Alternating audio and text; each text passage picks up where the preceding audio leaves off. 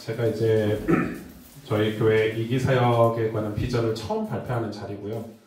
새벽 집회 때 조금 다르긴 했지만, 그리고 12월 달에는 12월 달 주일날 우리 성도님들에게 우리 이기사역 전체 프레젠테이션을 할 예정이에요.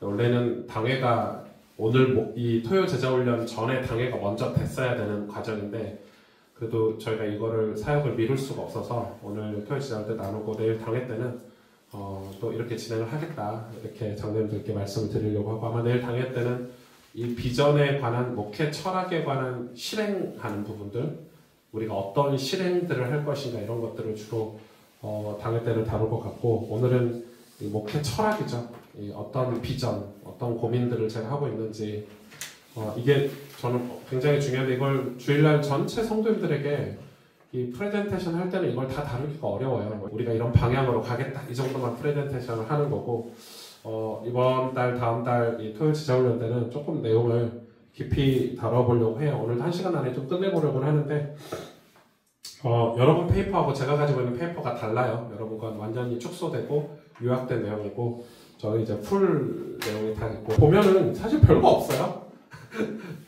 늘 제가 여러분하고 설교 때 나누던 내용들이고 다 아는 내용들인데, 그럼에도 불구하고 우리가 향후 이렇게 비전, 우리 교회 비전으로 가지고 가야 될 어떤 목회 철학이기 때문에 좀 신중하게 좀 정리를 했습니다.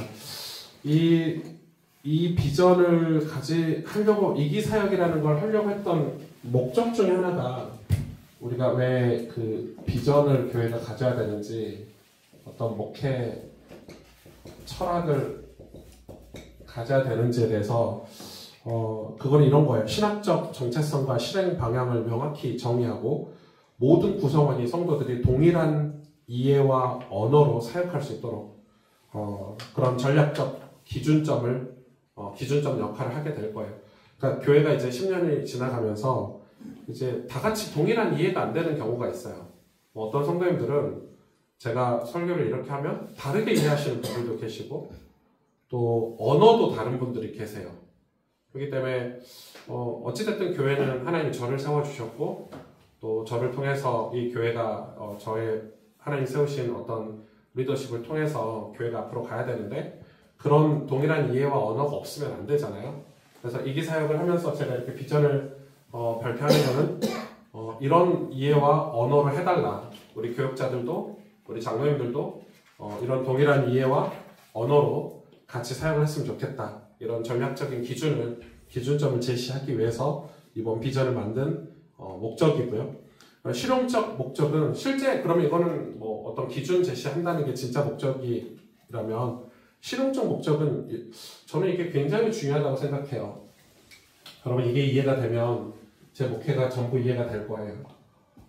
제가 진짜 기도하고 고민하고 또 교회사를 공부하면서 얻은 결론 중에 하나거든요. 아마 오늘 이 강의의 핵심 내용이 이거예요. 이걸로 끝날 수도 있어요. 본 교회, 그러니까 우리 가스펠 교회 사역 대상은 외부 전도 대상이 아니에요. 이미 교회 안에 있는 우리 성도들이에요. 그러면 오해할 수 있죠. 이미 교회 안에 있는 우리 성도들이 우리 교회 사역의 대상들이에요. 교회는 성도 개인이 하나님 앞에 서도록 돕고, 신앙의 주체로 자라가도록 돕는데 초점을 둘 거예요. 그러면 전도와 확장은 이 변화의 자연스러운 열매로 전도와 확장이 있는 거예요. 전도와 교회 확장이죠. 그러면 우리가 오해할 수 있죠. 여기만 초집중하면 이거는 사역을 안 할 거냐? 아니죠. 이 성도들이 성장을 하기 위해서 우리는 이 사역도 해야 되죠. 이게 균형을 굉장히 이루어야 되는 거죠. 그러면 여러분 보실 때 그럼 명확한 그 기준이 좀 생기지 않습니까? 우리 교회는 우리 교회 안에 어떤 하나님의 임재라든지 우리 성도들의 변화. 그래서 제일 핵심, 이기사역의 핵심 단어가 변화예요. 트랜스폼이죠. 트랜스폼. 변화. 말씀으로 변화하는 교회. 말씀으로 변화하는 공동체. 이게 제 목회의 최대 초점, 장점. 그래서 세상을 향한 교회가 아니고 하나님 앞에 선 성도들을 위한 교회가 제 목회하고 싶은 교회예요. 그러니까 우리 교회가 굉장히 단단해야 돼요. 어떤 외부의 세력이라든지 불신앙의 세력들이 우리 교회에서 존재할 수 없어야 돼요. 저는 그렇게 생각해요. 우리 성도들이 하나의 비전으로 똘똘 뭉치고 단단하고 건강하고 바르게 변화되고 서로 사랑하고 협력하며 도우면서 성장하다 보면 외부에서는 우리 성도들이 가는 지역이나 직장이나 학교나 가정에서는 당연한 주님의 몸된 교회로 열매가 맺혀질 거예요. 그러니까 우리 교회의 초점은 밖에 외부에 있는 그 사역 전도 대상들이 아니에요. 그들이 포함되겠죠. 우리의 열매로서. 그러나 제가 목회하고 싶은 것은 건강한 교회예요. 하나님 앞에 선 하나님의 임재가 있는 교회를 저는 꿈꾸지. 우리는 뭐 대충 뭐 신앙생활 하면서 전도만 잘하면 돼. 이런 걸 원치는 않아요. 교회가 성장만 하면 돼. 이런 걸 원치는 않아요. 그래서 내부적으로 굉장히 탄탄한 이 조직을 갖추고 우리 성도들 안에 끈끈한 그런 사랑과 용서 그런 데 초점을 다 맞췄어요. 그래서 이기사역의 그런 전부 내용들이 실천사항들이 다 거기에 초점이 엄청 많아요. 그러면은 이게 우리 교육자들한테도 엄청 중요한 내용이겠죠. 우리 목사님이 뭘 원하시는지 알아야 되잖아요. 저희 교회에서 함께 일하려면 우리 담임 목사님이 뭘 원하는지 뭘 추구하는지 굉장히 좀 중요하다고 생각이 들어요. 그럼 성도는 교회 정체성을 이해하고 교회 정체성을 이해하는 게 제일 중요하겠죠. 우리 교회는 어떤 교회다. 이걸 이해하는 게 제일 중요하고 그리고 소속감이 생겨야 돼요. 이 교회 소속감. 근데 이 소속감이 굉장히 중요한데 어떤 식으로 이 소속감이 생기는가 이런 게 굉장히 중요하고 이제 앞으로 우리가 해야 될 사역이고 그 다음에 우리 성도들이 변화를 하면서 자발적 참여가 증대돼야 돼요. 난 교사가 되고 싶어. 나는 뭐 이 교회 이런 사역에 동참하고 싶어. 이런 자발적 참여가 증가하도록 리더십은 목회자나 사역자들을 얘기하는 거죠. 이 리더십은 비전이 기반된 일관된 의사결정 기준이 필요해요. 그러니까 이 성도들이 헷갈리지 않도록 장로님들이나 우리 교육자들이니 저와 함께 같은 비전, 같은 목소리를 낼 수 있어야 돼요. 목사님 그러면 뭐 공산당처럼 우리 교회가 또 담임 목사님 중심으로 그 말이 아니에요. 그렇게 제가 얘기하는 건 지금 그 이야기가 아니에요. 하나님 말씀으로 우리가 통일성 있는 리더십이 필요하다는 거예요. 그 말은 장로님이든 우리 교육자든 사역자들이 은혜를 받아야 된다 이 말이에요. 똑같은 그런 하나님을 향해서 하나님 앞에 서 있는 그런 목회자의 마인드를 다 공유를 해야 된다고 생각이 들어요. 이게 없으면 성도들 입장에서는 헷갈리는 거죠. 목사님 설교는 저러는데 왜 뒤에서는 딴 말이 나오냐. 목사님 설교는 저런데 왜 여기서는 이런 말들이 나오냐. 여러분 그거는 누가 떠나야 될까요? 제가 떠나도 되죠. 교회가 저를 원치 않으면 전 떠날 건데 제가 이런 말을 왜 어떤 장로님 그랬어요. 목사님 왜 그런 이상한 소리 하세요. 이러는데 저는 굉장히 강수를 둔다는 게 아니라 저는 그게 맞다고 봐요. 그러나 저는 최선을 다할 거예요. 왜? 제가 개척한 교회여서가 아니에요. 하나님의 교회고 여기에 담임 목사로 제가 부름을 받았고 우리 당회와 성도들이 저를 사례비를 주고 있기 때문에 목숨 걸고 목회를 할 거예요. 그러나 이 부분을 제가 성도들에게 우리 리더십들에게 말을 안 해주면은 평생 저 혼자 따로 우리 장로님들과 우리 사역자들이 별도의 사역을 해버리면 교회는 절대 이 성도들이 하나님 앞에서 변화될 수 없어요. 여기에서 계속 걸림돌이 생기니까. 그러니까 비전을 기반한 일관된 의사결정 기준이 필요해요. 우리에게. 그래서 제가 쓴 단어예요. 자원의 최적화. 자원의 최적화라는 말은 효율적인 리더십을 만들어야 된다고 저는 생각해요. 내일 당회 때 제가 장로님들에게 요청할 내용 중에 하나인데 효율적인 이 의사결정 기구가 필요해요. 우리 교회는 지금. 근데 지금 의사결정 기구가 효율적이지가 않아서 이런 부분들을 이기사역 때 제가 해야 효율적인 사역을 할 수 있어요.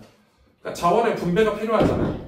지금 주일학교는 예를 들어서 우리 뭐 영유아, 뭐 태영아, 초등교사 주일학교 사역이 되고 있는데 지금 이 주일학교를 전반적으로 기획을 누가 하고 있고 이 주일학교 아이들의 상태는 어떻고 현실은 어떻고 여기에 말씀은 지금 어떻게 먹이고 있으며 이 주일학교 비전을 위해서 미래를 위해서 어떤 준비를 하고 있는지 효과적인 사역을 해야 되는데 그거 속에서 교육자들이 전사님들이 정말 신나게 즐겁게 이 사역을 할 수 있도록 어떤 발판을 마련을 해줘야 되는데 교회 리더십에서는 이게 좀 필요한 거죠. 그럼 여기에 장로님들이 기획자로 참여를 한다든지 교회 예산은 어느 정도 미래를 위해서 투자를 한다든지 그래서 효과적인 사역들을 할 수 있어야 되는데 효율적인 사역이 필요하죠. 그래서 리더십이 이런 비전이 필요하다는 거. 비전이 없으니까 제가 그동안은 교육자들이 알아서 저는 교육자들이 알아서를 굉장히 저는 좋은 목회라고 생각을 해요. 왜? 팀목회처럼 우리 교회는 부자라는 단어도 없잖아요. 뭐 부교육자, 부목사 이런 단어도 잘 안 쓰잖아요.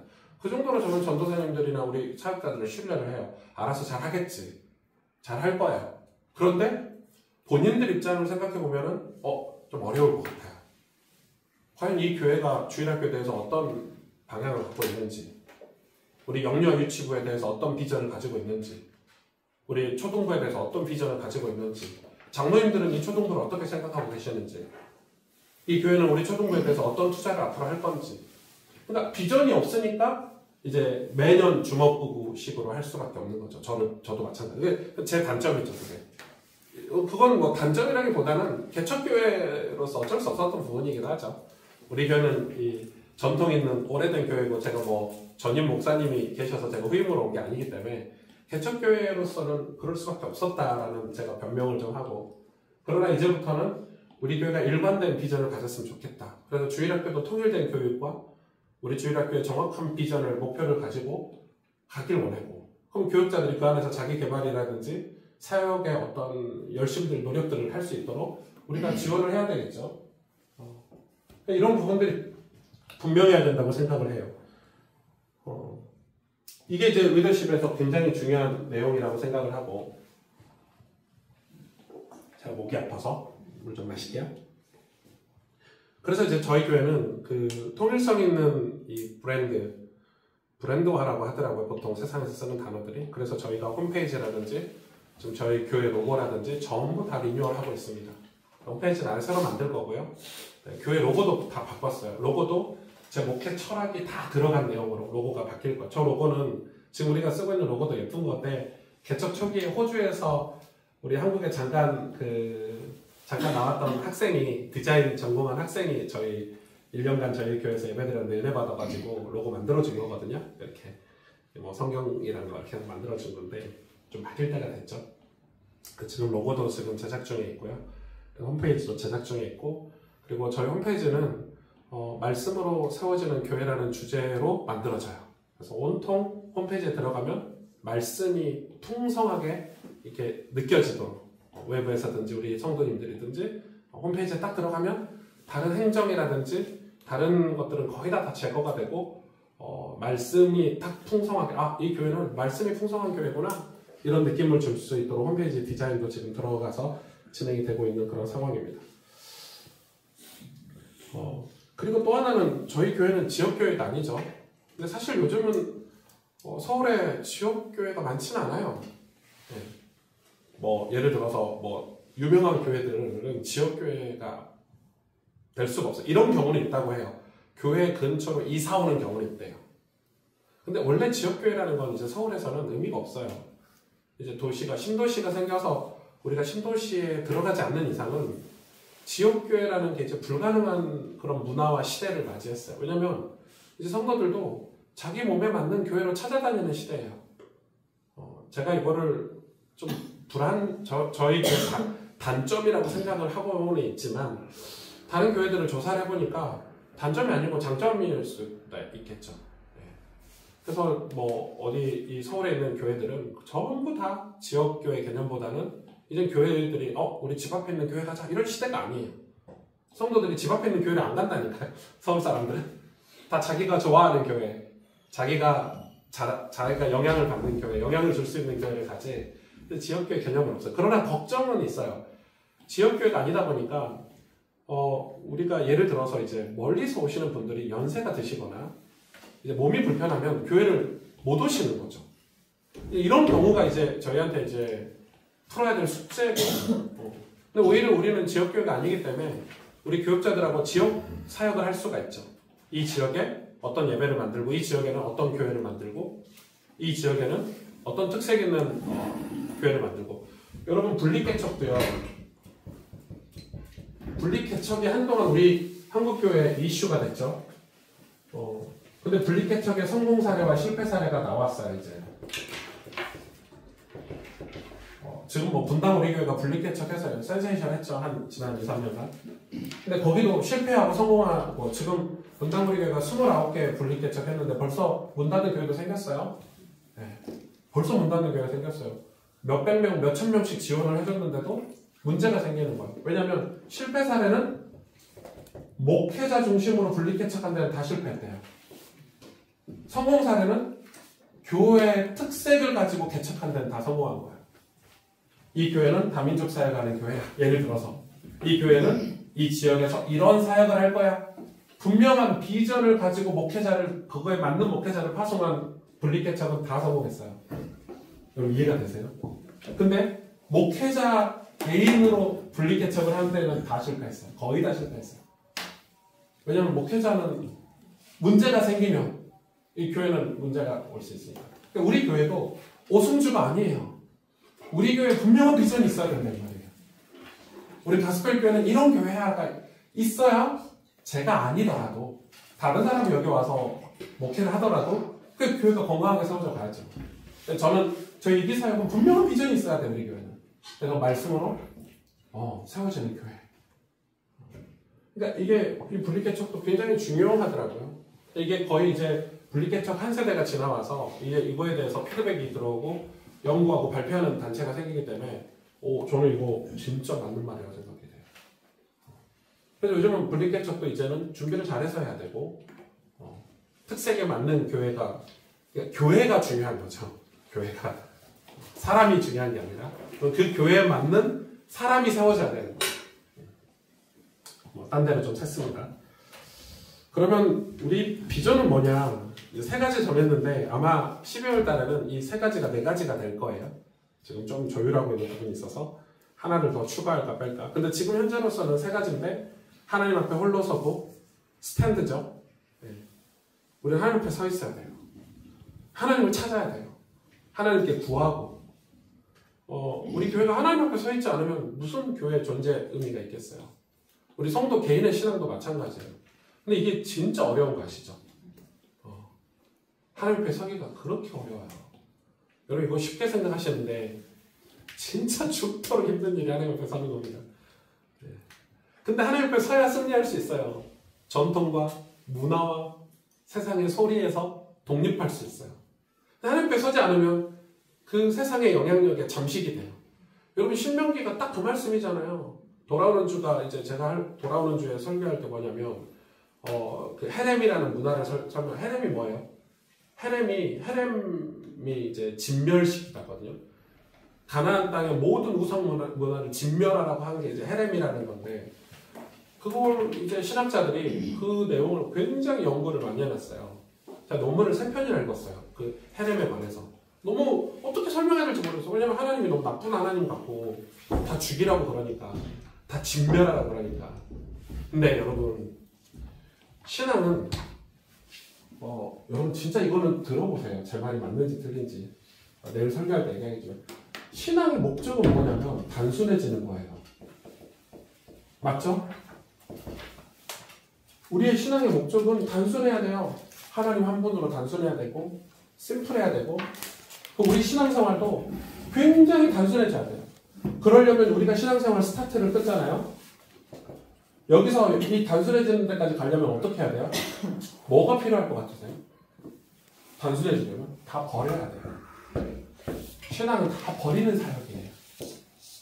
전부 버리고 도려내고 끊고 그래서 심플한 데로 가야 돼요. 여러분 애플이라는 회사가 단순의 대명사죠. 애플이 본받은 데가 뭐예요? 애플 좀 돌아가셨지만 애플의 누구죠? 창업자? 스티븐 잡스가 영감을 얻은 딱 한 사람이 있는데 그게 피카소라는 화가예요. 피카소가 평생 그림을 그릴 때 제일 큰 주제가 피카소의 그림의 핵심 뭐죠? 심플이었어요. 심플. 내 그림은 단순해. 그래서 나중에 피카소의 그림을 딱 연결해보니까 복잡한 걸 다 빼고 나중에 피카소의 최고 작품은요 완전 심플한 그림이잖아요. 그리고 여러분 애플 홈페이지 가보세요. 애플에서 대학교를 세웠는데 그 대학교 상징물이 피카소 그림이에요. 그러니까 애플은 지금도 심플하기 위해서, 단순하기 위해서 노력하는 기업인데 지금 신앙도 똑같다고 저는 생각해요. 우리 계속 버려야 돼. 뭐 내일 신명기 말씀입니다. 저는 저희 교회가 심플해지기를 원해요. 신앙이 뭐가 복잡한지, 얼마나 많이 얽혀 있는지, 잡다한 세상의 문화들을 다 가지고 와서 하나님과 나 사이의 관계에 복잡하게 만들어 놓은 게 지금 우리 교회들이잖아요. 그래서 생각해보면 우리가 나중에 죽기 직전에 신앙의 마지막 단계 가면 심플해야죠. 사도 바울이 얘기했죠. 우리 구주 예수 그리스도 외에는 아무것도 없다. 주님만 보이더라. 이렇게 돼야 돼요. 내 인생에 예수만 보이더라. 이렇게 돼야 돼요. 그러기 위해서는 제가 어제 금요기도회 때도 설교했지만 다 지나가야 돼요. 예민하게 반응할 필요도 없고, 거기에 걸려서 감정 상할 일도 없고, 우리 주님을 향해서 사도 바울처럼 표대를 향해서 달려가야 돼요. 그게 여러분 신앙이에요. 그렇게 하려면 우리가 첫 번째로 가져야 될 게 하나님 앞에 서 있어야 돼요. 이거는 정말 어려운 작업 중에 하나예요. 여러분 하나님 앞에 서 있어야 명료한 생각도 할 수 있고 명쾌한 해답도 내릴 수 있어요. 근데 하나님 앞에 서 있지 않으면 그 세상의 복잡성에 우리가 점식당해버리는 거죠. 심플해요. 간단해요. 이거 어떻게 하지? 하나님 앞에 서 있으면 아 맞아. 하나님 용서하라고 하셨지. 용서하면 되고, 하나님 사랑하라고 하셨지. 사랑하면 돼요. 거기에 내 감정이 들어가고 내 이익이 들어가고 뭐 내 복잡한 그런 상호관계가 들어가면 이제 우리 인생은 답을 못 내리죠. 신앙은 이 하나님 앞에 서는 게 제일 중요해요. 두 번째는 하나님 앞에 서 있기 때문에 우리는 새로워져야 돼요. 새로워지는 게 변화죠. 트랜스폼. 제가 영어를 못합니다. 영어 단어가 굉장히 좋아서 이 트랜스폼이라는 단어를 이 J.D. 그리어 목사님 교회, 서밋 교회죠. 그 교회에서 쓰고 있더라고요. 영감을 엄청 받았어요. 저는 그 교회에서 영감을 많이 받았어요. J.D. 그리어 목사님의 목회 철학 중에 하나가 뭐냐면 영혼 구원이에요. 그래서 영혼 구원을 위해서 우리 교회는 다 한다 이거예요. 저런 사람도 쓴다 이런 거예요. 영혼 구원을 위해서 우리는 저 사람도 다 쓸 거야. J.D. 그리어 목사님 교회 처음에 이 목회를 시작했을 때 2003년도에 개척하셨나? 2002년도에 아무튼 기억이 안 나는데 그 정도에 개척을 하셨어요. 제가 군대에 있을 정도에 진짜 어린 나이에 개척을 하셨는데 교회가 막 급성장을 했어요. 미친 듯이 교회가 성장했어요. 그런데 교회가 성장했다 보니까 이 J.D. 그리어 목사님이 막 교회 행정하고 막 교회 일한다고 정신이 없는 거예요. 막 교회 성도들 갈등 생기고 그래서 그걸 문제라고 생각을 한 거예요, 이분이. 그래가지고 약간 안식년 같은 걸 얻어가지고 좀 쉬러 간 거죠, 쉬러 가서 이제 이분이 휴가지를 어디로 갔다더라. 그래서 이제 성경 읽고 책 읽고 이제 좀 머리 좀 식히려고 이렇게 저도 좀 보내주세요, 여러분. 그래서 갔는데 거기서 뭘 봤냐면 거기서 이제 한 부족 마을 사람들의 생활 패턴을 이렇게 본 거예요. J.D. 그리어 목사님이. 근데 거기는 그 사람들이 싸우지 않더래요. 왜 안 싸우냐면은 다 나눈대요. 그러니까 그 마을의 부족이 장이 엄청 많은 거예요. 쓰레기 담당자,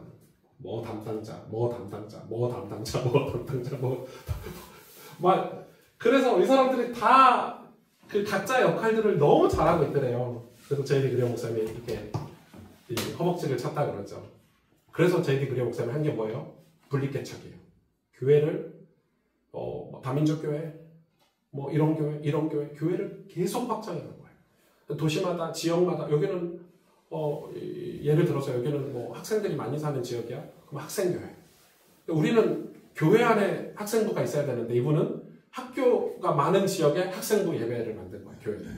성도들 헌금하세요. 해서 거기다 학생들이 다닐 수 있는 교회를 청소년부를 지어놓고 청소년부 사역 잘하는 사람들 거기 보낸 거예요.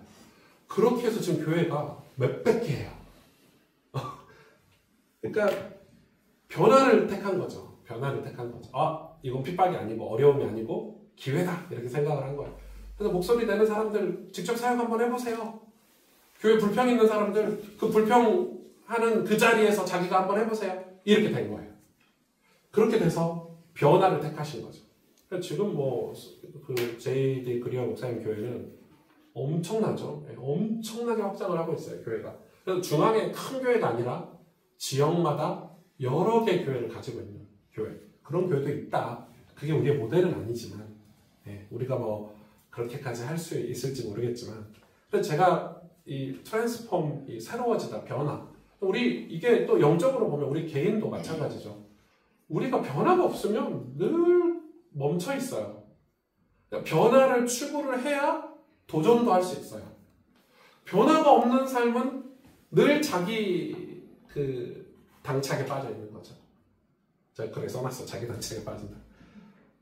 변화가 없으면 그냥 하던 게 좋은 거예요. 제가 저희 임원택 교수님 지난주에 오셨잖아요. 교수님하고 한 2시간 대화를 했는데 뭔 대화를 했냐면 교수님 저 박사 논문 포기하겠습니다 이렇게 얘기한 거예요. 교수님 난리가 났어요. 미쳤냐? 절대 그럴 수 없다. 네가 4년 동안 여기 와서 공부한 시간이 돈을 얼마나 들였는데 한 6천만 원 빚생겼거든요. 왜냐면 박사 학비가 비싸요. 한 5, 600 정도 돼요. 560만 원 평균 한 달에. 그거 수업 1시간 들어요. 박사 과정이 그렇게 비싸요. 그 학자금 대출 엄청 내고 다녔단 말이에요. 막 그런 거부터 그리고 네 노후 대책도 해야지. 네가 어디 강의라도 가려면 박사 논문 받아야지 이러면서 또 너는 내 마지막 제자인데 이제 임원택 교수님 2년 반인가 3년밖에 안 남으셨어요. 내가 너 박사 만들어주고 은퇴할게 이러면서 막 엄청 저를 예뻐하셔요. 그렇게 하시는데 제가 엄청 싸웠어요. 뭔 얘기를 했냐면 그 교수님 말씀이 틀린 게 하나도 없는데 제가 거기에 빠져 있으면 저는 제 비전하고 하나도 맞지 않습니다. 저는 신학교에서 학생들 가르칠 능력도 안 되고 또 거기에 에너지를 쏟을 수 있는 아카데믹한 사람도 아니고 제가 이제 내년이 50살인데 딱 내년 이제 50살이거든요. 저희 교회 이기사역도 시작하면서 제가 목회적으로 승부를 봐야 될 앞으로의 10년입니다. 제 50대가 저의 전성기가 될 건데 이렇게 말을 했어요. 그랬더니 가만히 듣고 계시더라고요. 그럼 일주일에 하루만 시간 내. 이러면서 하루만 시간 내서 학교 오면 내가 도와줄게. 교수실에서 같이 쓰자. 이런 식인 거예요. 그래서 치열하게 싸웠어요. 좋은 의미로. 그리고 제가 설득을 했죠. 저는 그 시간에 목회를 하겠습니다. 이렇게. 저는 제가 또 7년 안에 박사 논문을 내면 되니까 또 언제 마음이 바뀌어서 쓸 수도 있지만 썼더라도 이런 게 증명이 돼서 제가 쓸만한 쓸거리가 있어야 쓸 수 있는 게 박사 논문인데 목회적으로 쓸만한 제가 실력이 하나도 없어요. 그래서 신앙은 우리가 변화를 추구하지 않으면 도전도 안 하는 거죠. 계속 머물러 있게 돼요. 신앙도. 그래서 저희 교회 성도님들도 제가 이 주중에 전화 신방을 주로 많이 하거든요. 전화하고 그러면 대부분 다 정체되어 있는 느낌이에요. 왜 정체되어 있을까? 왜 변화하려고 하지 않을까? 그게 뭐가 없죠? 비전이 없어서 그런 거죠. 그래서 저는 우리 교회가 분명한 비전이 있어야 된다고 생각해요. 그리고 세 번째가 좀 생소한 단어죠. 저도 생소한 단어인데 레디에이트라는 생소한 단어인데 이건 드러나다. 세상 속에 하나님이 드러나는 거예요. 전도하는 게 아니에요. 선교하는 게 아니에요. 우리가 뭔가를 그들을 가르치는 게 아니에요. 내 안에 내가 변화된 것들이 드러나는 거예요. 빛이 드러나듯이 불빛이 밖으로 새어나가듯이 그런 단어. 처음에 저는 선포라는 단어를 찾았어요. 우리가 세상에 전도해야 되는 게 교회의 중요한 사명이잖아요. 선포하다, 복음을 전하다 이런 단어를 찾았는데 그래서 막 외치다, 선포하다 이런 단어들, 영어 단어들을 찾았는데 제가 원하는 목회는 그게 아니거든요. 저는 우리 성도들이 진짜 하나님 앞에 서서 은혜 받고 변화돼서 그래서 자연스러운 열매를 맺는 걸 원하는데 제 목회는 그래서 하나님이 드러나는 거. 내 안에 좋은 게 있으면 드러나잖아요. 여러분 좋은 사람들과 함께 있으면 영향을 받잖아요. 제가 아침에 글 하나 올린 거 보셨어요? 열받아가지고 여기 앞에 오늘 고봉익 대표님 회사에서 오늘 세미나 있거든요. 마지막 세미나. 근데 그래서 청소 좀 해드리려고 앞에 갔지. 그때 담배꽁초가 산더미처럼 쌓여있는데 그러니까 쓸어갖고 제가 인스타그램에 올린 거예요. 이 배달하시는 분들 한 사람 한 사람 만나면 다 좋은 분들일 텐데 누가 한 사람 담배꽁초 버리니까 다 버리는 거예요. 뭐 이렇게 쌓여 있어요. 수북히 이렇게 담배꽁초가. 심지어 그 담배꽁초 그 담을 수 있는 통도 만들어놨는데 밑에가 쌓여 있어. 그게 문화거든요. 문화. 한 사람이 아무 생각 없이 말하고 행동하는 걸 주변 사람이 다 영향을 받는 거예요. 우리가 그게 세상이잖아요. 근데 우리는 세상 속에서 내 안에 계시는 예수 그리스도가 드러나는 삶을 사는, 여러분 이건 엄청 용기, 이게 믿음이죠. 다른 사람들이 다 술 먹으니까 나도 먹어야지가 아니라, 다른 사람들이 다 우상 숭배하니까 나도 우상 숭배해야지가 아니라, 다른 사람들이 다 불평하고 불만하니까 나도 불평하고 불만하는 게 아니라, 나는 내 안에 계신 하나님 앞에 서 있고 변화된 나는 진리를 말하고 비전을 가지고 사는 내 신념이라고 해야 되나, 믿음을 말하는 거예요. 그게 세상에 내 안에 계신 예수님이 드러나는 삶이죠. 그럼 저는 그런 크리스찬들이 있어야 세상이 복음화 된다고 생각해요. 근데 우리는 반대였죠. 세상에 눈치 보고 세상이 좋아하는 거 우리가 해줘야 되는 거 아니야? 교회가? 이러면서 세상이 원하는 걸 교회가 해줘야 되는 거 아니야? 이러면서 세상과 타협하고. 근데 그게 아니잖아요. 그래서 이걸로 제가 존재 목적, 3가지, 교회 역할, 교회 방식 3가지를 정리를 한 거예요. 제가 볼 때는 여기까지 오늘 하면 딱 맞아요. 네. 다음 달에 그 미션에 관해서 얘기하고. 존재 목적이 좀 길어요. 이게 긴데 보세요. 교회는 하나님을 잃은 세상 속에서 그분을 다시 찾기 위해 존재하는 게 교회의 존재 목적이에요. 그러니까 하나님을 잃은 세상이잖아요. 세상은 하나님을 잃었어요. 원래 세상도 하나님이 창조하신 하나님 거죠. 그러니까 세상은 맡길 게 아니에요. 세상은 하나님이 버리시고 포기한 게 아니에요. 세상은 하나님을 잃어버린 세상이에요. 그러니까 세상도 결국 하나님이에요. 근데 잃어버렸어. 그래서 다시 하나님을 찾기 위해 존재하는 게 교회가 하는 이 일이에요. 세상이 다시 하나님을 찾도록. 그러면 세상은 끊임없이 답을 찾지만 교회는 그 답의 근원이신 하나님을 구하는 공동체죠.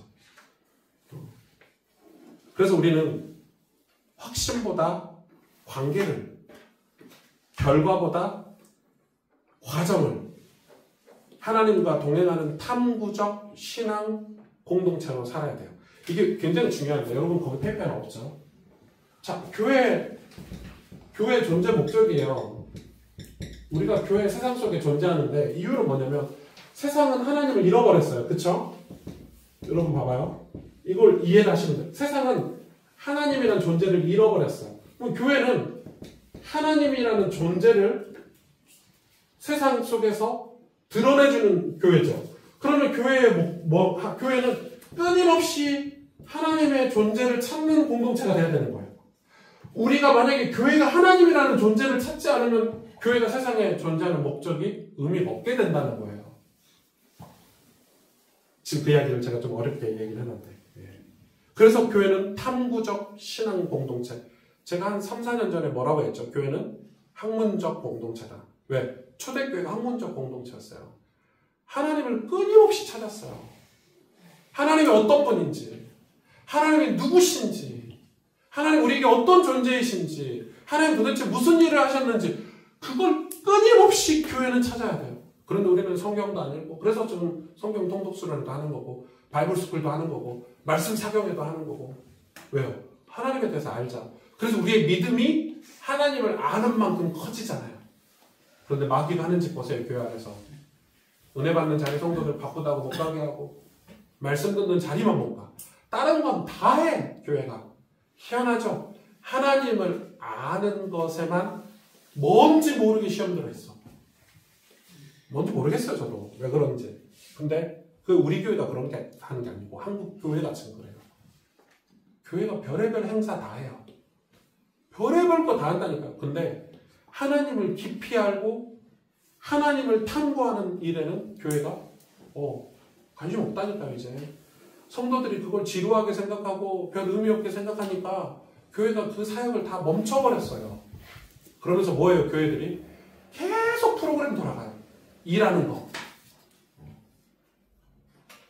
근데 그게 교회 성장에 도움이 되니까 그렇게 하겠죠.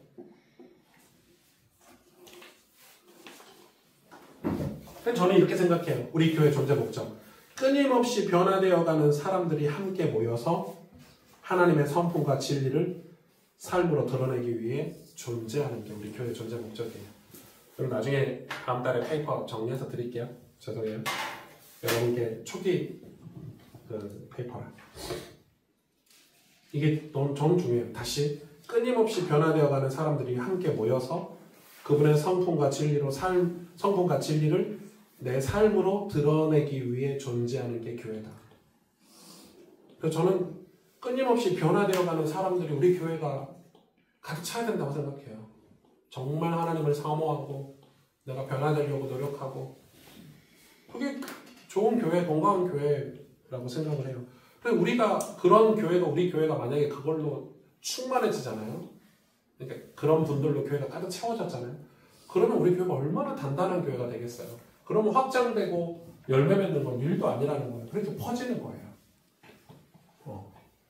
전도가 되겠죠. 근데 우리가 하나님을 탐구하는 공동체가 아닌데 자꾸 전도하려다 보면 그 일이 되는 거예요. 전도도 일이에요. 폭력적으로 하게 되고 내가 변화되지 않은 상태에서 복음을 전하니까 그 복음 전파가 다 폭력적이잖아요. 예수 안 믿으면 지옥 가! 뭐 이런 식이잖아요. 당신 예수 영접 안 하면 지금 내일 죽을 수도 있는데 그런 거 영접 지금 해야지. 지금이 구원받을 때라 뭐 이러면서 성경 구절도 다 이상하게 써가지고 오용하고 지금이 구원받을 때라가 그 말입니까? 마치 막 이렇게 위화감 조성해가지고 예수님 안 믿으면 지옥 갈 것처럼 그런 전도하잖아요 지금 우리가. 내 삶 내가 정말 이 영혼을 사랑하고 내가 진짜 은혜 받고 보니까 나는 죄인인데 내가 당신 앞에 감히 복음을 말할 수는 없는데 그런데 내가 받은 하나님 사랑이 진짜 이렇게 크다. 당신 정말 사랑하는 마음으로 기도하고 있다. 이게 전도인데 또 하나의 존재 목적은 우리는 하나님을 위한 일을 수행하려는 조직이 아니라 하나님과 함께 머물며 그분이 우리 안에서 일하시도록 공간을 여는 존재이다. 우리 교회 존재 목적 중에 하나예요. 그러니까 우리는 하나님을 위한 일이라는 일을 수행하는 조직이 아니라 하나님이 우리 안에서 일하시도록 우리를 거룩한 공동체로 만드는 거예요. 하나님이 우리 안에서 일하시도록 저는 하고 싶어요. 하나님이 우리와 함께 하시도록 하고 싶어요. 우리가 하나님의 일을 하는 게 아니라 대행한 업체가 아니라 그래서 하나님의 일을 했던 이런 복을 받았다가 아니라 실제 하나님이 우리 안에 함께 머무시고 그분이 우리 안에서 일하시도록 공간을 만드는 그게 우리의 조직이고 우리의 예배고 우리 공동체가 추구할 그래서 교회 목적은 사역의 성취가 아니라 하나님의 임재가 드러나는 것이어야 된다. 그럼 교회 역할은 뭘까요? 교회 비전은 지금 존재 목적 이렇게 얘기했죠. 교회 역할은 뭐예요? 교회 역할은 사람들이 하나님을 찾고 그분 앞에 서며 변화될 수 있도록 돕는 곳이 교회다. 그러니까 비전을 개개인에게 적용시켜주는 게 교회죠. 그리고 예배와 말씀, 공동체 관계 속에서 질문이 멈추지 않고 배움이 이어지며 변화가 자연스럽게 일어나는 환경을 만든다. 교회는 해답을 제공하는 기관이 아니라 하나님을 함께 찾아가며 배우는 여정의 동반자이다. 교회가 해답을 자꾸 제공하니까 교회가 해답은 가졌고 다른 데는 해답이 없고 이런 식으로 이원론이 되잖아요. 이원론이. 그러니까 목사와 성도 사이에 갭이 이상하게 생겨가지고 목사는 해답을 제공하고 성도들은 해답을 받아서 살아가는 사람 아니잖아요.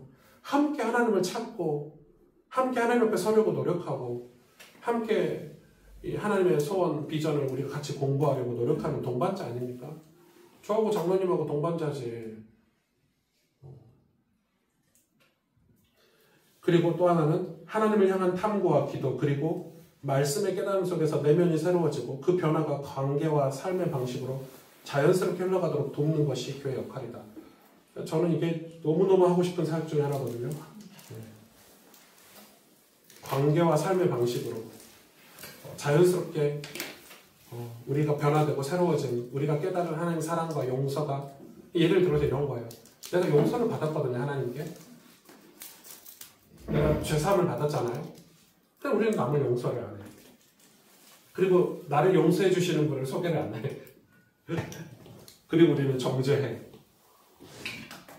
아주 독특한 그 만달란트 빚진 자가 딱 그 이야기잖아요. 우리는 만달란트 딴 거 받아놓고 뭐 1000달란트인가요? 100달란트? 데나리온이죠. 예. 그 조그만 돈 그거 안 갚는다고 감옥에 가두는, 그게 지금 교회가 그런 짓을 하고 있잖아요. 우리 잘못하면 그렇게 돼버리면 교회는 진짜 이상한 단체가 되는 거예요. 그래서 저는 이게 분명해야 된다고 생각해요. 교회 역할이. 그래서 교회는 물론 가르치는 곳이 맞아요. 교회는 말씀도 가르치고 우리가 어떻게 살아야 되는지 하나님 말씀을 가르치는 곳이 맞지만 더 정확히 얘기하자면 하나님을 함께 발견하는 자리다, 교회는. 그리고 저 목회자인 저는 오승주 목사가 여러분한테 완벽한 100% 메신저다, 저는 그렇게 제 포지셔닝을 하지 않을 거예요. 저도 제 삶이 있고 집에 가면 맨날 부부싸움하고 우리 아이들 자녀 교육 때문에 고민하고 이 목회 때문에 맨날 고민하고. 우리 성도님들이 이제 그걸 싫어하는 분들도 계셨어요. 지금 모르겠는데 옛날에는 목사님이 좀 카리스마를 써야 되지, 자꾸 그 치부를 드러내지 말고 하나님 말씀은 완벽한데 완벽한 말씀만 전하면 되지, 막 이런 분도 계셨었어요. 옛날에 저보고 그런 얘기 하지 말라는 거예요. 제 약함을 드러내지 말라는 거예요. 그래서 좀 그분이 자꾸 저한테 문자로 막 설교 끝나면 막 연락 오셔가지고 목사님 왜 자꾸 목사님이 연약한 걸 드러내냐고, 성도들이 그걸 흠잡아가지고 뒤에서 수근거린다면서 이런 얘기를 하시더라고요. 그래요? 예. 수근거리면 어때요? 뭐 제 모습이 진실하고 사실인데. 저는 오히려 성도님들이 같이 저를 위해서 기도해 주시고 또 본인들도 그런 힘든 부분이 있으면 공감대가 형성돼서 같이, 제가 신앙을 노력을 하는 거를 같이 노력을 해야 되는 거 아닌가요? 같이 더 하나님 앞에 서려고 노력하고 더 은혜 받으려고 노력하고, 그게 뭐가 도대체 잘못인지 이해가 안 됐는데 지금은 더 분명해졌어요. 저는 여러분 그 연예인이 아니에요. 거짓된 삶과 진실, 남들에게 보여준 TV쇼 하는 게 교회가 아니잖아요. 제가 솔직하지 않으면 누가 솔직할 수 있겠어요? 솔직하게 말씀을 드리는 거예요. 거짓 없이. 하나님 말씀은 완벽하죠. 말씀을 전하는 저는 불완전한 존재이기 때문에 그걸 말씀을 드리는 거예요. 저도 이번 주에 이런 힘든 일이 있었다, 그래서 기도하고 있다, 우리 성도님들 기도해달라. 그래서 우리 성도님들도 같이 기도하고 같이 성장하고. 그러니까 저는 교회가 그런 곳이 돼야 우리 성도님들도 새 가족이 왔을 때 똑같은 자세가 된다고 생각해요. 우리가 먼저 믿었을 뿐이지, 제가 뭐 직분으로 목사가 됐어요, 하나님 부르셔서 목사가 됐을 뿐이지, 내려가면 똑같은 사람이잖아요. 그게 흠이라고 생각 안 되도록 우리가 하나님 앞에서 서로 변화되고 서로 사랑하고 용서하자는 거예요, 교회가. 그럼 이게 교회 역할이라고 저는 생각해요. 이곳에 와서 모든 성도들이 하나님을 찾고 하나님을 만나고 변화되어져 가고, 그래서 하나님이 삶 속에서 드러나는 그런 삶을 살 수 있도록 우리가 이걸 두고 기도하고 사역하자는 게 제가 목회하고 싶은 그런 사역 중에 하나예요. 그럼 교회 방식은 뭐냐? 하우. 교회 방식. 어떻게 해야 되냐? 우리는 모든 순간 하나님을 찾고 구하는 태도로 살아가야 돼요. 우리가 매사에 하나님을 찾아야 돼요. 매사에 하나님 앞에 서야 돼요. 이게 교회의 핵심 사역 이제 방식이죠. 그러면 우리 이거에는 이제 실천사항이 뭐가 되겠죠? 예배. 예배는 여러분 우리 교회에서 포기할 수 없는, 예배는 완전히 뜨거워야 돼요. 더 뜨거워야 돼, 지금보다. 예배는 막 성도님들이 예배 막 앞자리 앉으려고 노력하고 막 예배 시간에 하나님 찾고 구하고 하나님께 간절히 기도하고, 이 예배가 완전히 그렇게 살아나야 돼요. 그냥 예배 드리고 간다, 이게 아니었으면 좋겠어요. 근데 전 예배를 어떻게 하면 더 예배가 우리 성도들에게 감동이 되고 더 뜨겁고 또 예배 때 하나님을 만날 수 있을까? 그리고 우리는 형식보다 진정성을, 관습보다 순종을, 안정보다 변화를 택해서 갈 거예요, 우리 교회는. 이게 교회 방식이에요. 저는 형식보다 진정성을 더 중요하게 생각할 거고 관습, 전통보다 하나님의 말씀에 순종하는 걸 택할 거예요. 말씀에 순종할 거예요. 그리고 안정보다 변화를 택할 거예요. 우리 교회는 또 도전할 거예요. 도전 안 하면요 사역을 못해요. 이 도시에서. 저는 여러분 하고 싶은 사역이 진짜 많거든요. 다민족 사역도 하고 싶고 우리 도시의 젊은이들 사역도 하고 싶고 우리 다음 세대들 우리 주일학교도 더 발전을 시키고 싶고 근데 물론 제 능력이 안 되고 힘이 없다는 걸 알아요. 근데 그렇다고 해서 이걸 도전을 안 하면 변화를 안정은 이미 했죠. 저 이미 뭐 안정하죠. 이 정도 개척해서 이 강남에 성도 100명 만드는 게 몇 프로인지 아세요, 여러분? 예. 불가능합니다.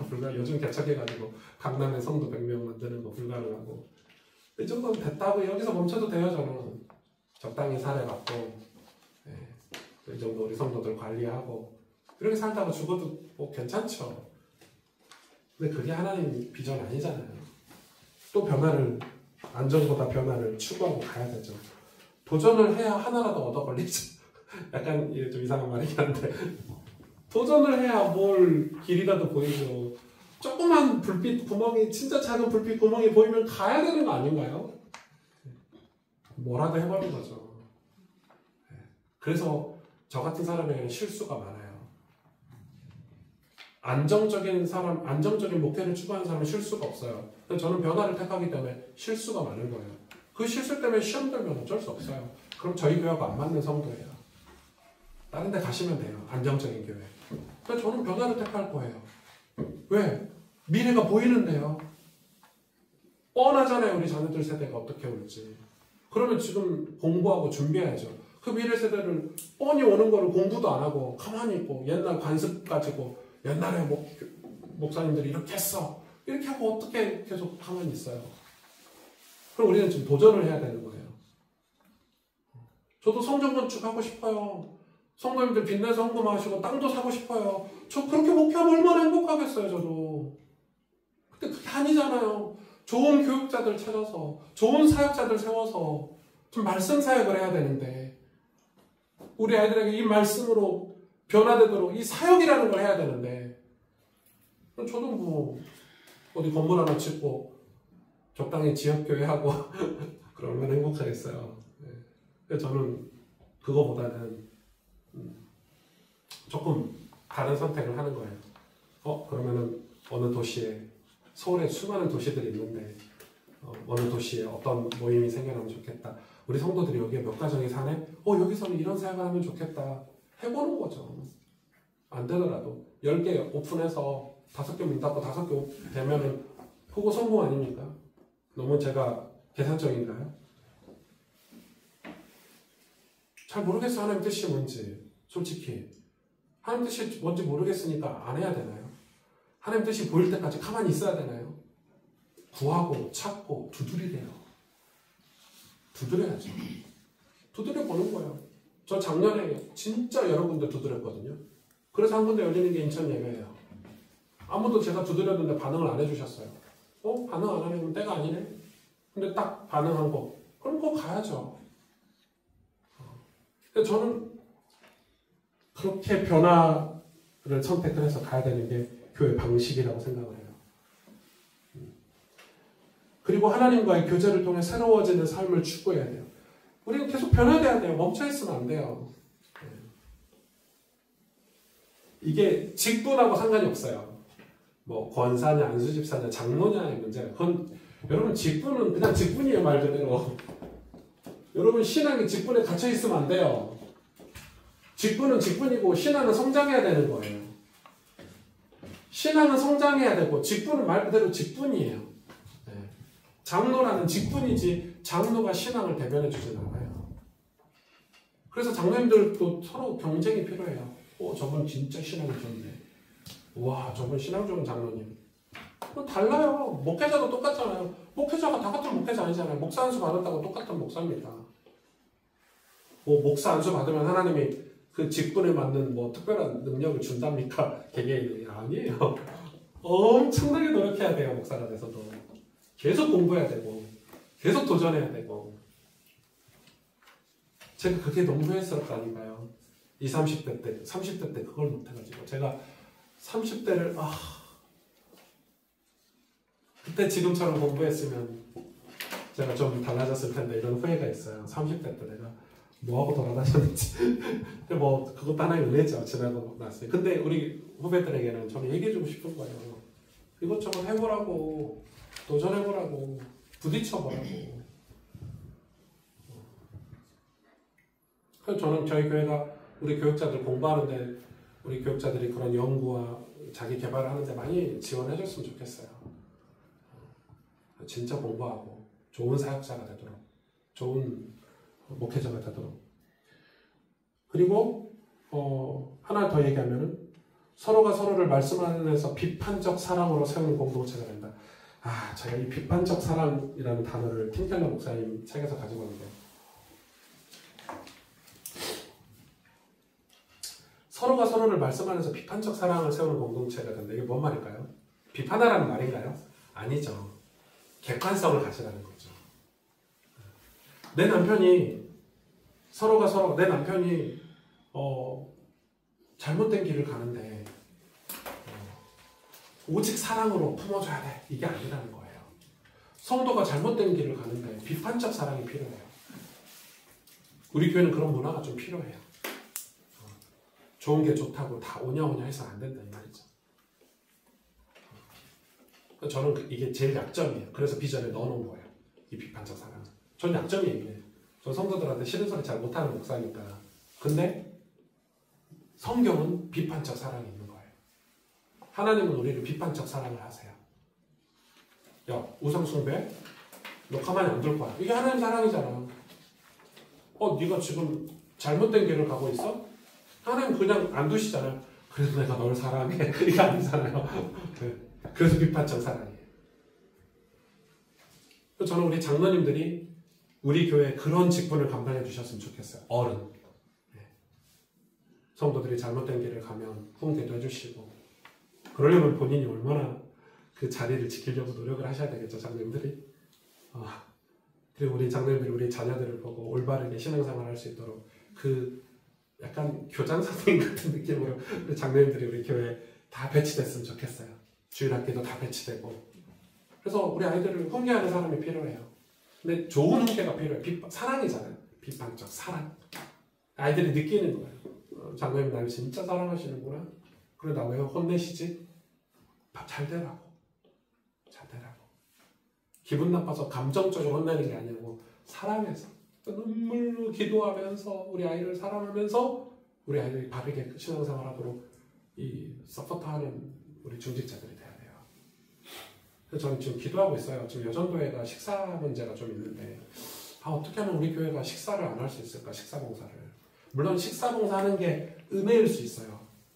근데 지금 이게 모두가 다 하면은 그게 은혜인데, 그게 누구는 사랑하는 마음으로 식사를 가지고 왔는데 우리 성도들이 뭐 밥이 맛있니 맛없니 뭐 왜 이러니 비싸니 뭐 이런 말들이 많으니까 저 이제 당에 이제 안건을 거론해서 이 식사 문제를 좀 해결하고 싶다.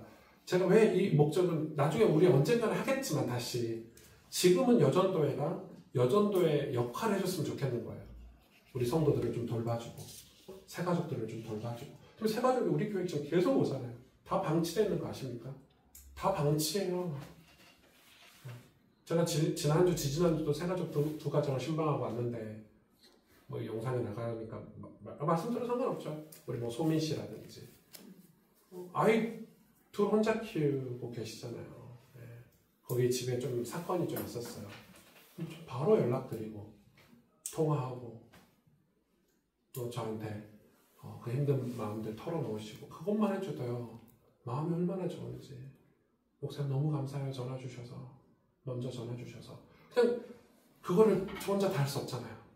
우리 여전도회가 우리 권사님들이 성도들 전화도 하고 주일날 안 보면 왜 예배 안 왔는지 물어도 봐주고.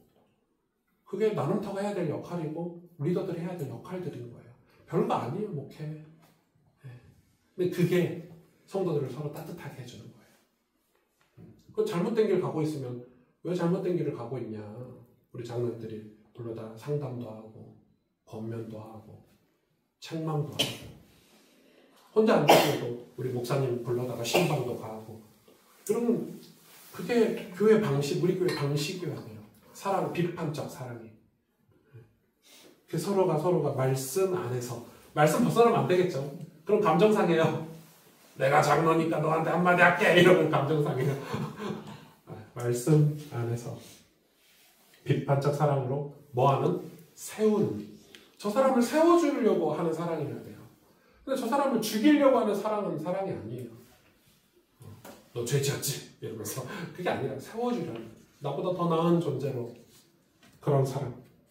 이건 엄청난 이 고수죠, 고수. 신앙의 고수가 할 수 있는 것들이죠. 남을 세우는 사람은. 그래서 변화는 교회 조직 방식이 아니라 삶의 기본 태도가 돼야 돼요. 우리가 변화한다는 것은. 와, 제가 이제 5분의 1 했어요. 5분의 1. 그리고 이걸 제가 다 구체적인 미션으로 다 정리했어요. 지금까지 제가 설명드린 거를 단어로 다 정리를 한 거예요. 그래서 우리 교회 성도들 머릿속에 계속 집어넣어 줄 거예요.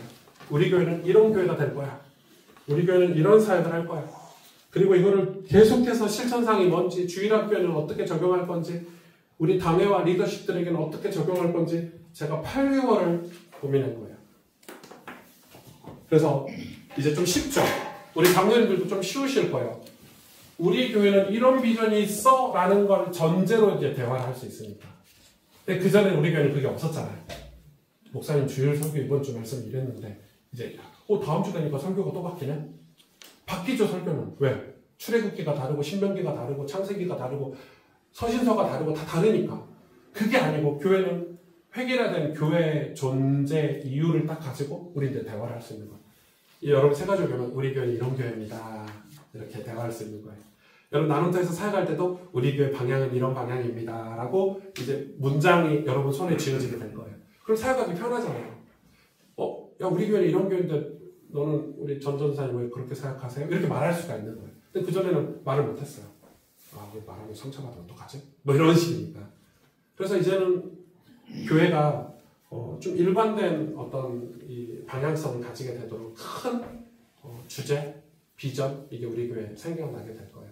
이게 몇 년 갈지 모르겠어요. 10년 갈지 5년 갈지. 짧으면 좋겠죠.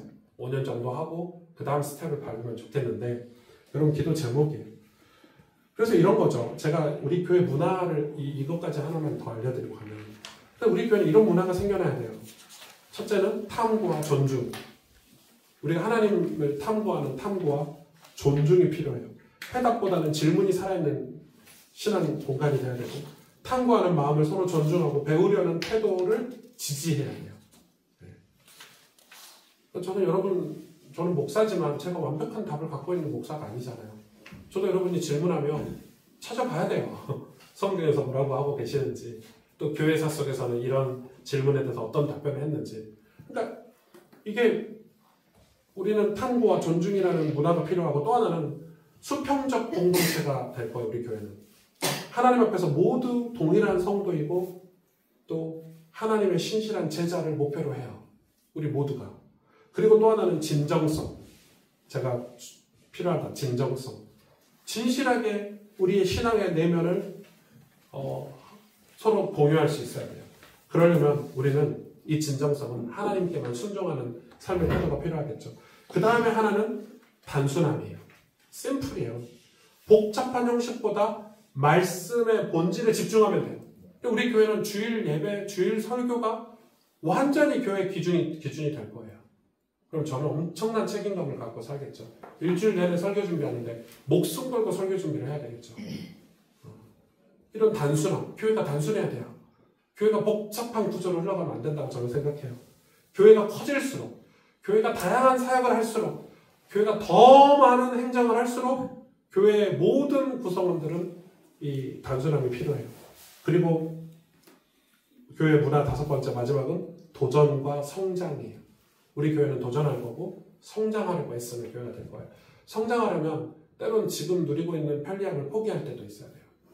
때론 지금 우리가 얻는 이익들을 내려놓고 더 큰 이익을 얻기 위해서 지금의 이익은 잠시 보류, 이런 것도 필요해요. 전 또 도전할 거예요. 그래서 제가 개척이라는 단어를 계속 쓰는 거예요. 다시 개척한다는 마음으로 우리 교회. 그게 필요한 거예요. 그래서 익숙함에 머물러 있으면 배우고 시도하고 새로워지려는 문화를 지향할 수가 없어요. 익숙하면서 벗어나야 되고, 뭐 과거 것을 다 때려치자 이 말은 아닌데, 이 5가지가 제가 우리 교회 문화의 특징으로 만들고 싶어서 이 5가지 교회에다가 다 주보에도 넣고 교회 벽에도 다 부착할 거고, 성도들이 늘 이미지화해서 우리 교회는 진정성이 중요하고 단순함이 중요하고 도전과 성장이 중요하구나를 머릿속에 딱 가지실 수 있도록 도전해 드릴 거예요. 헷갈리지 않도록. 그래야 가나안 땅을 정복할 수 있어요. 그래야 우리가 하나님 나라를 우리 삶에 이뤄낼 수 있어요. 그래서 이런 부분들을 여러분 같이, 그러면 리더십의 역할은 뭐예요? 우리 장로님들과 목회자들의 역할은 섬김, 그리고 우리가 행동하는 것, 경청하는 것, 모델링, 책임 이런 것들은 제가 다음 달에 좀 이어서 전달을 좀 해드리도록 하겠습니다. 네, 좀 어렵죠. 당연히 제가 8개월 고민하는 거를 여러분이 1시간에 다 이해하고 어려울 건데 지금도 제가 풀어나가는 거예요. 다음 달에도 풀 거고 또 다음 달 프레젠테이션 때도 풀 거고 송구 영신 예배 때도 풀 거예요. 계속 풀 거니까 아마 여러분 머릿속에 이미지화가 될 거예요. 우리 교회는 이런 교회구나. 근데 큰 주제는 하나예요. 하나님 말씀으로 변화하는 교회. 변화가 핵심이에요. 우리 교회. 이기사예요. 변화 안 되면 아무 쓸모없는 교회 되는 거예요. 성도들도 우리가 변화가 안 되는데 무슨 열매가 있어요? 예수님 믿고 핵심은 뭐예요? 변화되는 거예요. 새로워지는 거예요. 새로워지는 거. 리폼이에요. 리폼. 새로워져야 돼요. 변화되는데 본성이 과거의 본성은 그대로 있다. 어린아이로 그대로 남아있고 단단한 음식을 못 먹는다. 그러면 우리는 하나님 나라를 볼 수가 없잖아요. 단단한 음식을 먹어야 돼요. 여러분 성경의 모든 교회론이 다 변화예요. 요한계시록에 우리 연전도사님 금요일날 설교했죠. 7교회. 다 핵심이 뭐예요? 변화예요. 변화. 왜 너 변화 안 되고 그대로야? 이거잖아요. 너 왜 첫사랑 그대로 가지고 있어? 안 가지고 있어? 다 잃어버렸어. 변화 안 되고 왜 정체돼 있어? 이 말이잖아요. 그러니까 교회는 변화되는 곳이어야 돼요. 성도들도 변화돼야 돼요. 그러니까 그 거듭남의 은혜가 교회에서 상실하면 자꾸 고립돼서 썩는다니까요.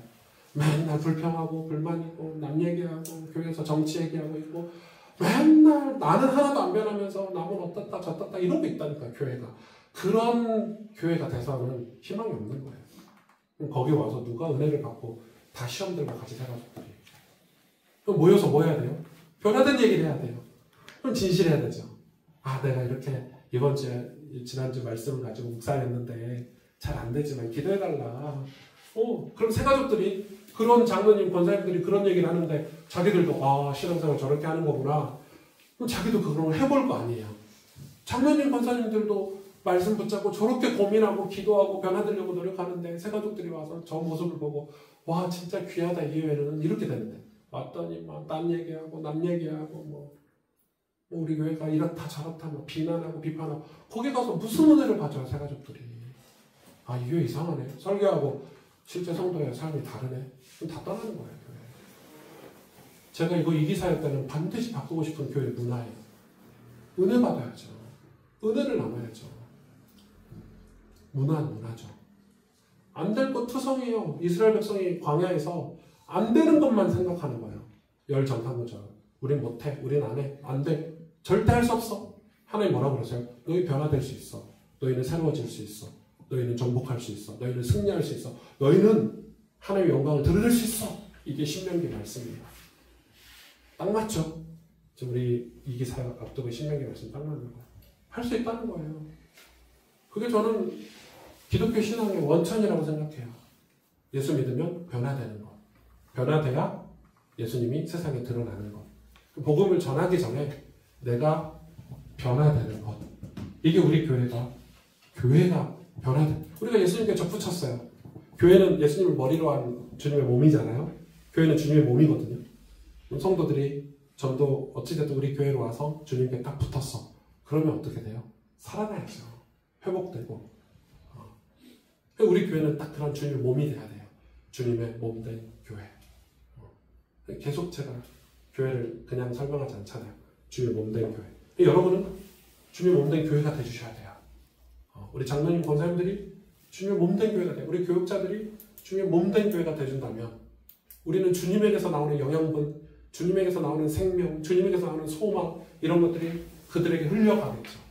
우리는 주님께 붙어있는 공동체가 돼야 되겠죠. 주님께 완전히 붙어있는 공동체. 그래서 이거 제가 이 학문적인 단어로 푼 거예요. 주님께 붙어있다 이 말을 좀 어려운 단어로 푼 거예요. 학문하는 공동체, 배우는 공동체 이렇게 푼 거예요. 주님을 배우자는 거예요. 주님에 대해서 알아가자는 거예요. 그런 내용들을 가지고 이기 사역을 조금 준비를 했습니다. 근데 저도 어려워요. 그렇지만 제가 작년에 되게 힘들었거든요. 2020 올해가 5년도인가요? 내년 6년도구나. 작년 2024년도에 제가 작년 한 해가 목회적으로 제일 큰 위기였어요. 위기였고 위험을 감지했어요. 이대로 있으면 안 되겠다.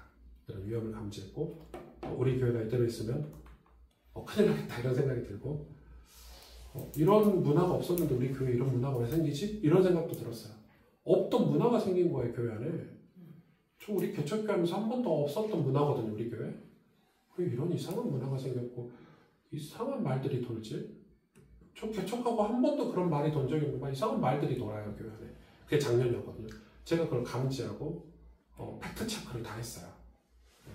여러분 제가 좀 둔해 보이고 미련해 보이시죠?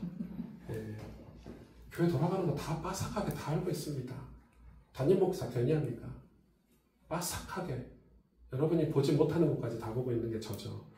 그래서 올해 결단한 거예요. 내가 이거에 대해서 대응하면 문제가 생기겠다. 교회가. 내가 그거에 대해서 내가 직접적으로 대응하고 해결하려고 하면 이거는 문제가 생기겠다. 그래서 올 스탑하고 이기 사역을 준비한 거예요.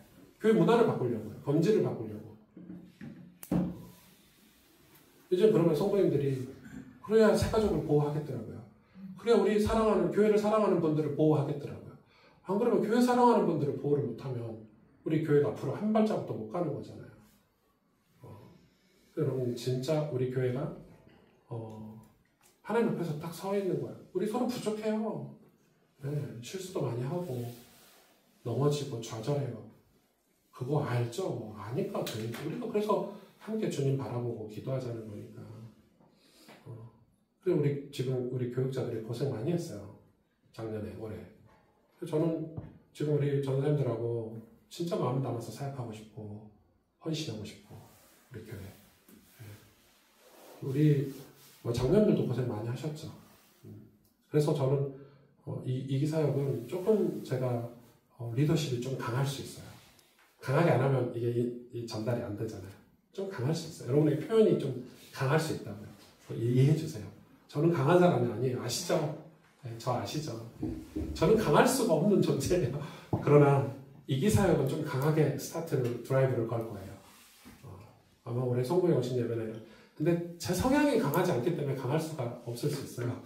저게 강한 거야 이럴 수도 있는데 그러나 조금 혁신적으로 교회 조직이나 이런 걸 바꾸려고 해요. 예를 들어서 금요기도회를 주일날로 옮긴다 이런 것도 우리 장로님들하고 상의 안 했어요. 장로님들도 못 오시잖아요. 금요기도회 솔직히 너무 멀어서 너무 막히니까 금요일날 그거 솔직한 현실이잖아요. 그래서 저는 그냥 다 함께 모여서 기도하고 싶은데 지난주 금요일날 7명 오셨거든요. 그거는 뭐라고 하는 게 아니라 환경이 그래. 우리 교회 환경이 올 수가 없어. 막혀서 7분 오셨어요. 지난주 금요일날 평균적으로 10명이에요 10명의 기도의 힘이 약하다 이건 아니고 근데 저는 분명히 교회를 사랑하고 기도하는 분들이 계실 텐데 주일날 옮기자. 주일 저녁 예배를 신설하자. 주일 오후 예배를 신설하자. 우리 청년들과 우리 장로님들, 권사님들이 모여서 말씀 붙잡고 기도하는 시간을 만들고 싶은 거예요. 이런 거는 제가 강하게 드라이브를 건 거예요. 하자. 우리 교육자들하고 상의 안 했어요. 할 거야. 이렇게 말한 거예요. 제 입장에서는 교회가 기도가 없으면 망한다 했는데 우리 선배들한테 들은 게 교회가 뜨겁게 기도하는 용광로가 그 기도에서 다 사랑이 나오고 용서가 나오잖아요. 씩씩거리다가도 기도하고 나면 풀리잖아요. 그게 기도인데 그게 없으면 감정 해소할 데가 없는 거예요. 그래서 기도하자는 거예요. 주일날 오후에는 우리 오전에 예배 다 드리고 사역 다 하고 좀 쉬었다가 주일날 오후에 4시나 5시 정도에 저녁 예배니까 저녁에 드리는 거 아니고 오후 예배가 되겠죠. 3부 예배가 되겠죠. 그때 모여서 말씀 듣고 기도하고 한 주 사역을 두고 같이 기도하고 그림 그리고 그리고 집에 가셔서 가정 예배도 드리시고 가족들과 좋은 시간도 가지시고 처음에는 아예 저녁 예배를 생각했거든요. 7시, 8시. 근데 그러면 우리 교회 지금 구성원들이 다 어린아이들을 키우는 부모님들이 대다수인데 불가능하겠더라고요. 그래서 제가 조금 양보해서 4시 혹은 5시가 되겠죠. 그러면 예배 끝나고 저녁 드시러 이제 가시면 돼요. 다 가셔서 가정에서 그 뜨거운 기도하고 흩어지지 않은 거예요. 주일날 예배 끝나고 이렇게 흩어지는 게 아니라 기도하고 흩어지자는 거예요. 다 못 오실 수도 있어요. 오후까지 안 계실 분도 계시지만 그래도 금요 기도일 7명보단 낫지 않겠나 제 마음에. 그래서 주일날 우리가 다 뜨겁게 같이 기도하고 성도님들이랑 기도하고 교회 청소도 같이 마무리하고 교회 정리도 같이 해주시고 그래 가자는 거예요. 우리 오후 예배 끝나고 나면 우리 교육자 2사람 3사람이 교회 청소 다 하고 마무리하고 집에 가기 바쁜데 저는 그런 마음이 들었어요. 그래서 제가 몇 가지는 이 장로님들이나 우리 교육자들하고 제가 그런 적이 없거든요. 독단적으로 하자 이게 아니에요. 목회자로서 메시지를 하는 거예요. 하나님이 우리 교회 이런 걸 지금 하려고 하시는구나. 이거는 비전이다. 이건 비전이다. 전달을 하는 거고 제가 장로님들께는 그럼 저를 행정적으로 도와주세요. 저를 좀 지지해 주세요. 저 이런 말 한 적도 없거든요. 목회하면서 10년 동안. 저 지지해달라는 말을 한 번이라도 한 적이 있습니까? 없죠. 저 교육자들 보고 부탁하는 거야. 나 좀 지지해줘. 나 좀 따라와줘. 내 얘기에 좀 순종해줘. 그 대신 우리 교육자들 잘 키울 거예요. 좋은 목회자로 키우고 싶고 우리 교육자들이 한 지역을 맡아서 한 교회를 맡아서 또 한 전문 분야를 맡아서 사역할 수 있도록 우리 교회는 장기적인 계획을 만들어서 우리 교육자들을 서포트 해줘야 돼요. 그러려면 교육자들이 지금 혼도 나야 되고 바뀌기도 해야 되고 또 도전도 할 수 있도록 밀어도 줘야 되고 좀 그렇게 하고 싶어요. 여러분 그게 우리 교회가 교회로서 존재하는 이유예요. 그래서 세상에도 좋은 영향력을 끼쳐야 되겠지만 그건 그 다음이고 지금 우리가 세상을 바라볼 시간이 없어요. 우리부터 바라봐야 돼. 우리 자신부터. 내 자신부터 바라보고 내가 먼저 하나님 앞에 온전한 성도인가 진짜 변화된 성도인가 하나님 사랑을 체험한 성도인가 은혜 받은 성도인가 은혜를 못 받았는데 무슨 전도를 하고 무슨 사역을 할 수가 있겠어요. 그래서 내년에 처음으로 스타트를 끊는 게 성교학교를 하는 거예요. 필리핀 가서 하나님 마음 좀 얻어보자 이거예요. 여기서도 물론 얻을 수 있지만 여러분 필리핀 가보면 하나님 마음이 느껴져요. 그 빈민가에서 복음 전하고 사역하시는 선교사님하고 함께 성교학교를 하려고 하는 거예요. 성교 DNA를 우리가 좀 이식받아 오려고. 날짜 지금 다 정했거든요. 이제 설날 때 갈 건데 저는 명절 때 어디 가는 건 너무 싫어요. 가족을 사랑하니까. 근데 이걸 하려다 보니까 당분간 명절 때는 집에 못 있겠더라. 네, 다녀와야 되겠어요. 그래서 어찌됐든 하나님 앞에 변화되려고 향후 몇 년간은 몸부림칠 것 같아요. 저를 비롯해서. 여러분 그런 기도 제목들 여러분에게 나눕니다. 네. 요즘같이 이렇게 다양한 문화와 이 복잡한 시대 속에서는 분명한 비전과 미션이 있어야 되거든요. 네. 우리가 지금 가나안 땅을 지나가야 돼요. 사망의 음침한 골짜기를 지나가고 있거든요. 교회가. 네. 교회가 기업을 따라하는 게 아니에요. 성경이 분명한 미션을 제공해요. 주 너희 하나님을 사랑해라. 이게 완전 미션이잖아요. 주 너희 하나님을 사랑해라. 주 하나님 말씀만 섬겨라. 주님만 섬겨라. 이래야 너네가 가나안 땅에서 성공할 수 있다 이거거든요. 그러니까 그런 걸 우리가 이 성경에서 찾아서 우리가 교회에 적용을 하는 건데 이런 부분들 좀 너무 감사드립니다.